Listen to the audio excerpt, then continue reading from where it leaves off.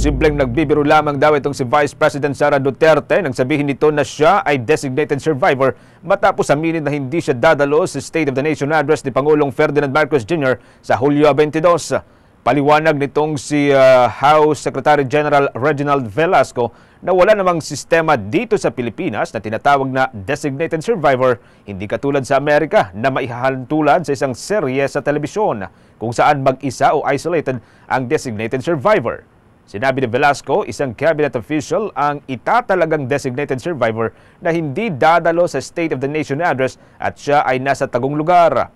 Anya, lahat ng mga immediate successor ng Pangulo ng Bansa ay dumadalo sa State of the Nation address kaya nila ito ginagawa.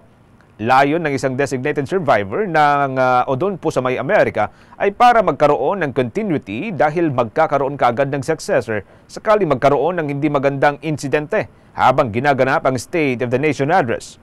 Hindi rin magkakaroon ng constitutional crisis kung sakali. Inayag nitong si Velasco na hanggang sa ngayon ay wala pang kumpirmasyon mula sa kampo ng pangalawang Pangulo kung siya ay dadalo o hindi. Nilinaw din nitong si Velasco na wala silang natatanggap na banta na may kaugnayan sa State of the Nation address. Anya, mahigpit ang kanilang koordinasyon sa Presidential Security Command, sa Philippine National Police at Armed Forces of the Philippines, maging sa iba pang mga law enforcement agency. Pakinggan po natin ang bahagi ng pahayag ni House Secretary General Reginald Velasco. As of now, wala pa kaming na-receive na formal confirmation, no? Ibig sabihin yan, a letter from the Office of the Vice President or at least an official of the Office of the Vice President telling us that the Vice President couldn't come or will not come to the SONA. So until we receive that confirmation, no, we assume that she is still going. Now, doon naman sa designated survivor, palagay ko nagbibiro lang naman si VP doon.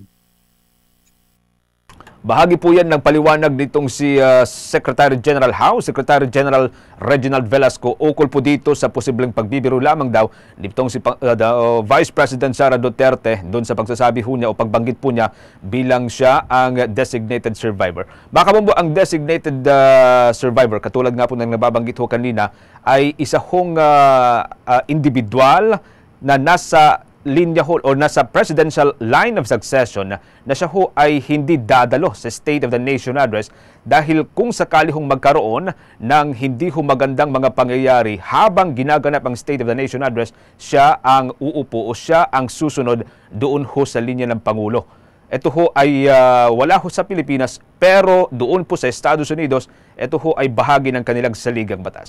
Samantala, bago ho nito ay sinabi ho ng pangalawang Pangulo na hindi siya dadalo sa ikatlong State of the Nation address nitong si Pangulong Ferdinand Marcos Jr. Ito ho mga kabombo Star Nation ang unang pagkakataon na hindi dadalo si Vice President Sara sa taunang ulat sa bayan ng kanyang katandem noong 2022 elections. Pakinggan din po natin ang nauna pong statement o pahayag ni Vice President Sara Duterte. No. Okay.